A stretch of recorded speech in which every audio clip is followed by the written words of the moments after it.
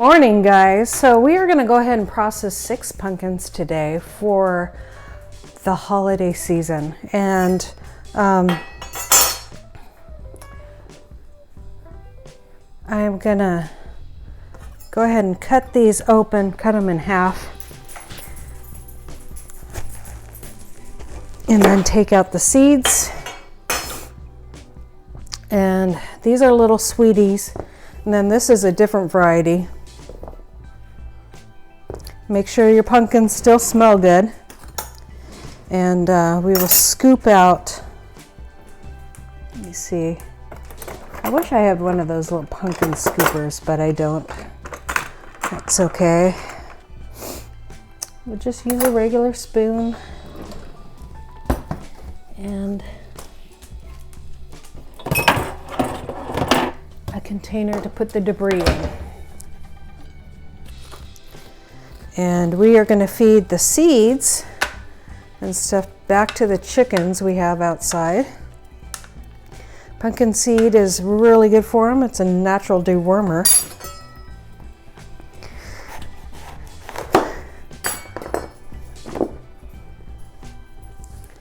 Usually I cut it better in half and just do it that way, but and then we're just going to put it in the oven at 350 for an hour, and that's all you do. And then you're going to cut out the meat of it and put it in a blender, and then when you go to make it in a pie, you put it in a cheesecloth or just one of those cotton dish towels and drain out all the excess liquid before you cook with it. So we just get out all the seeds. You can cook these pumpkin seeds, which I might do some of them, thinking about it. And if so, I'll bring you guys that video as well. But I like the fact that it's a natural dewormer for the chickens, so that's why I don't usually do that.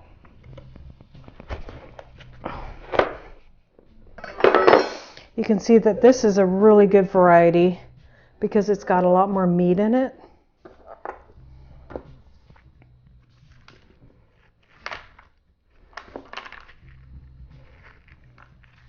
For a little pumpkin, sometimes they don't have enough meat in them. And the chickens will also like the little bits of pumpkin in here too.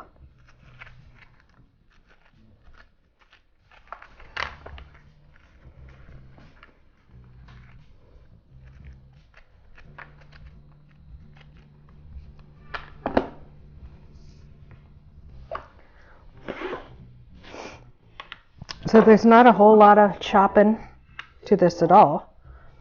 It's just basically cutting it in half and getting out the seeds. I love how meaty these are. It's awesome. The biggest disappointment when you do your own pumpkins is you see how much flesh it actually takes to make one pie. It takes about 2 of these pumpkins to make a pumpkin pie, guys. So this looks like a whole lot of pumpkin for this season, but it's really not. It's just right.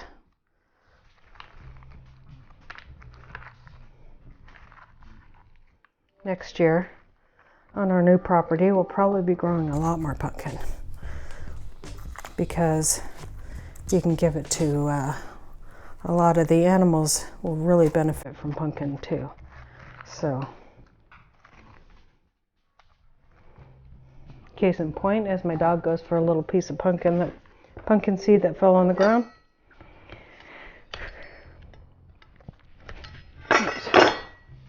Need to wipe my hand.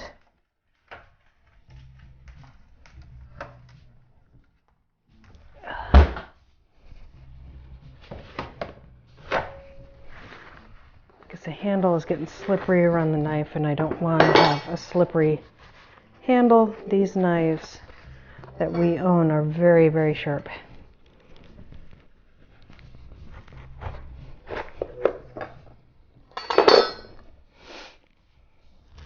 So I don't need an accident on camera.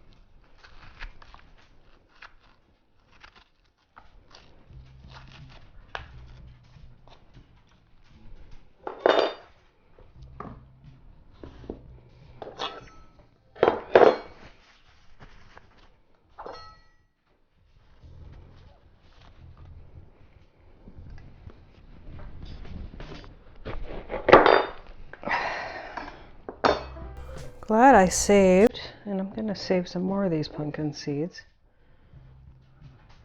This one was growing little plants in it, so I don't know if I should. See that? Huh. So that's what happens if you don't. Huh. That's so interesting. So we know these seeds are fertile. So why don't we save some of these seeds? And just like any other sprouting vegetable like onions, you can cut out the good part and eat it. So we know that those seeds will sprout. Boy, will they. Isn't that interesting? Look at that. There's 3 of them here. Started sprouting inside the pumpkin.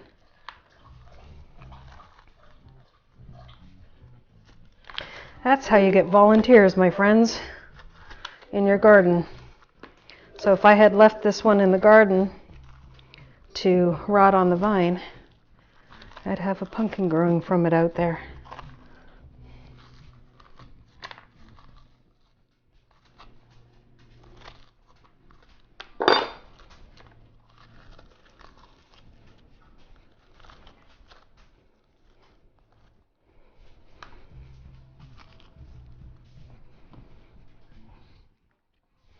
So one thing I'm going to miss next year, and the people that are moving here are going to benefit from, is a lot of volunteers. It's like free food.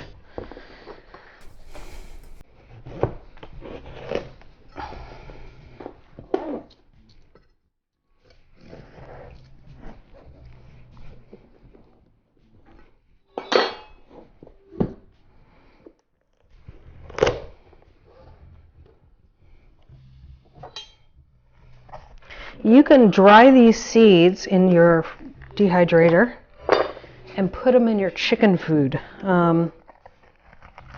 Just mix them in. It's good to put sunflower seeds in there. It's also great to put pumpkin seeds for deworming during those winter months. So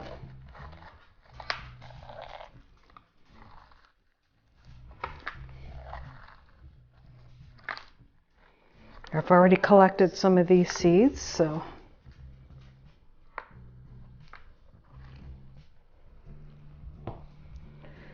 okay. But I'm not going to worry about that because I'm not going to have the chickens I'm going to have them through a little bit of the winter, but not the whole winter.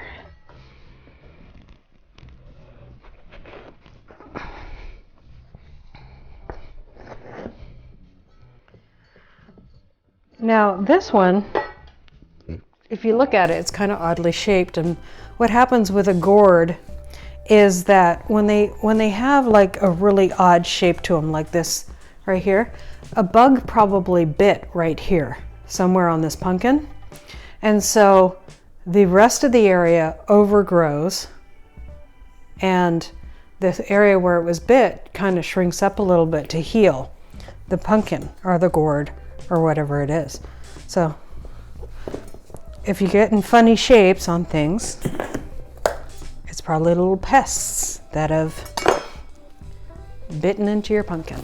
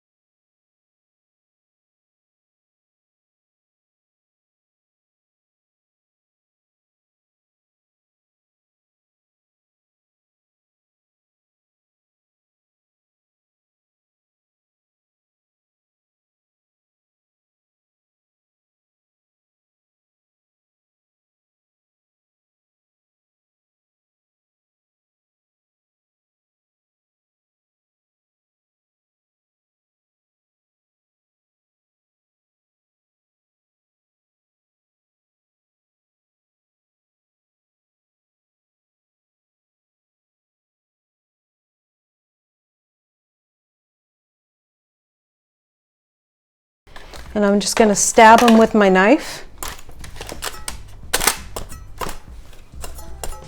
I have my oven turned on 350. And I'm going to set a timer for an hour, but I am going to check on it before then because I have some of these cut kind of small. So we'll go over here. I have 2 ovens, so I can get 2 going at once. See if I can squeeze this over here. Yeah, I think that will work. And the bigger pumpkins over here.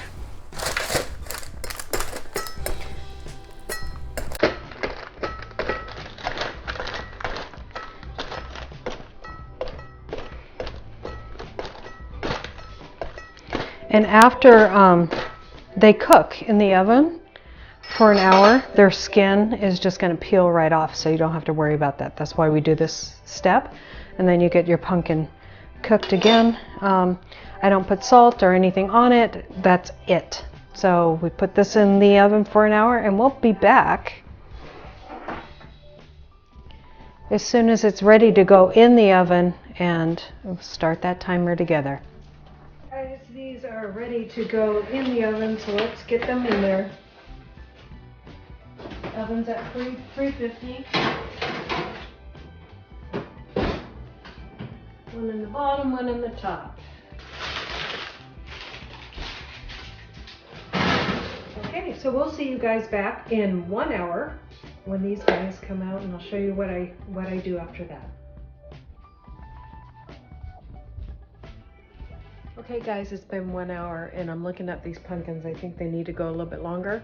I'll show you guys inside my oven just so you guys can see where they're at.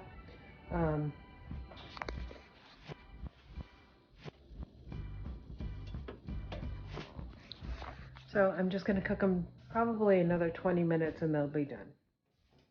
Let's check on the bottom ones as well.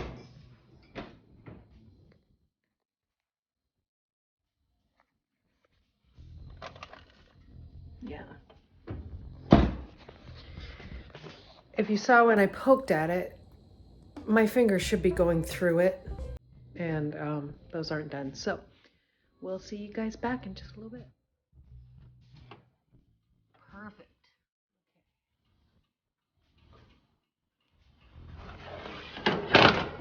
There we go.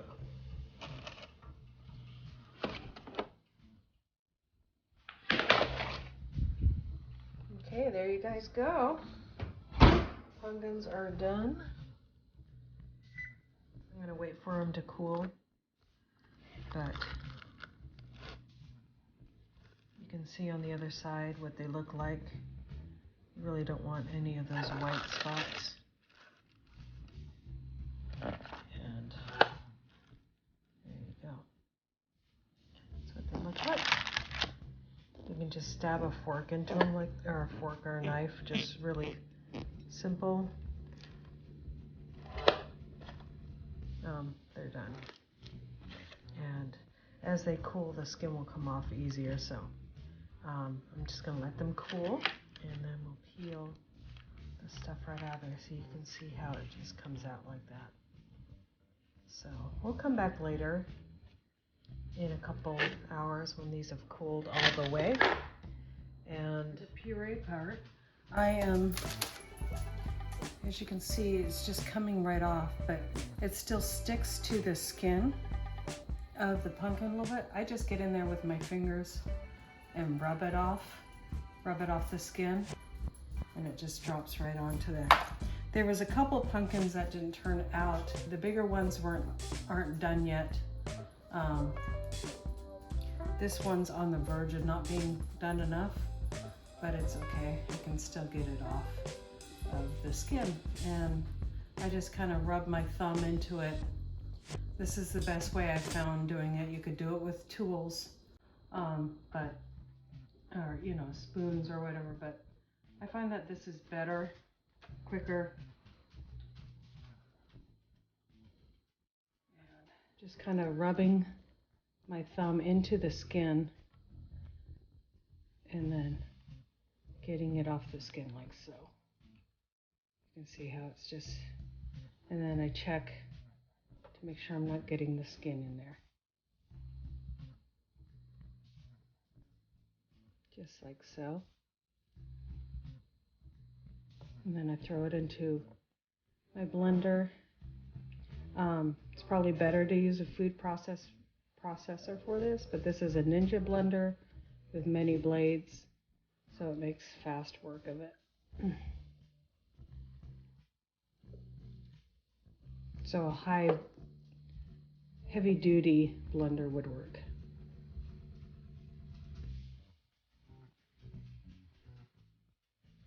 See how they're pretty yellow yet, so that isn't done. So I'm gonna go ahead for those ones and put my oven on a little longer, probably another half an hour for those, and they'll be done and ready to go in the blender too. And then you want to strain them really good through a cheesecloth or a cheesecloth, or just a cotton towel that, you know, hasn't been, have a lot of perfumes on it, you know, in the wash. So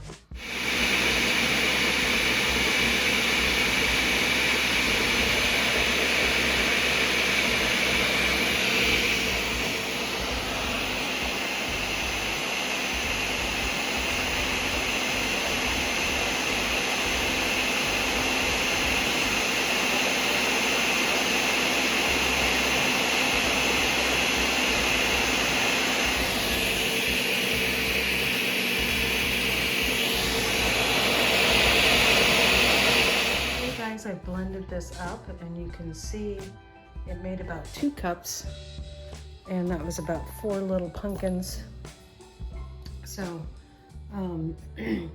pumpkin doesn't go a long ways. It gives you a little more perspective when you're buying a bigger can of pumpkin, how much pumpkin is actually in there. We have those pumpkins to do yet, so I'll just keep this out and blend it all together. Thank you for coming along with me today. Please hit the notification, like and subscribe. Hit that bell to get a notification that when we actually make the pumpkin pie. You guys have a wonderful day, and as always, God bless. Bye.